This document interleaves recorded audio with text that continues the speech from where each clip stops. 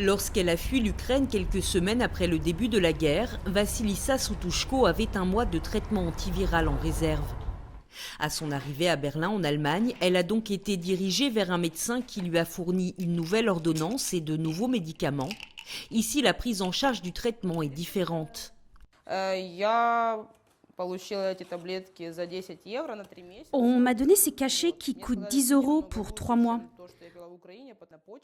Quand je suis venue à Berlin, je ne savais pas s'il fallait payer pour la trithérapie ou si c'était gratuit.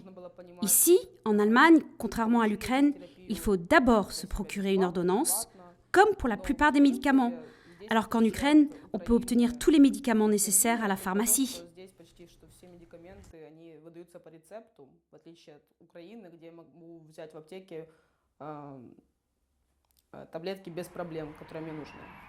La jeune activiste vit avec le VIH depuis sa naissance. En Ukraine, elle a créé une association qui vient en aide aux jeunes séropositifs. Comme elle, plus de 600 000 réfugiés ukrainiens ont trouvé refuge en Allemagne depuis le déclenchement de la guerre. Parmi eux, plusieurs milliers de séropositifs, majoritairement des femmes. À Berlin, ils sont soutenus par l'ONG Berliner Aidshilfe et Sergiu Grimalchi. Pendant les premiers jours de la guerre, son équipe recevait chaque jour une centaine de personnes. À Berlin, nous disposons de nombreux docteurs qui peuvent nous prêter main forte.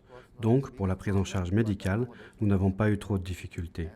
C'est surtout le logement des réfugiés qui a été très compliqué pendant les premières semaines. Et puis, après ça, on a commencé à recevoir de plus en plus de gens qui avaient besoin de traitements antiviraux et également des gens avec de graves difficultés psychologiques. Selon l'ONG Berliner Aidshilfe, la grande majorité des réfugiés séropositifs ne pourront pas rentrer en Ukraine tant que les infrastructures médicales détruites par les bombes ne seront pas reconstruites.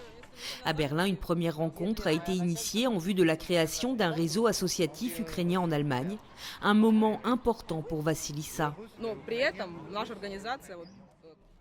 Avec notre organisation Teens Ukraine, nous essayons de nous organiser ici pour pouvoir nous entraider dans cette situation. Je suis contente de rencontrer des gens comme moi. Ils ont besoin d'aide et je peux les soutenir. L'ONU-SIDA estime que 260 000 Ukrainiens vivent avec le VIH. 30 000 d'entre eux ont fui leur pays et ont besoin de traitements antiviraux. Un arrêt, même provisoire, de ces traitements peut conduire à une progression de la maladie.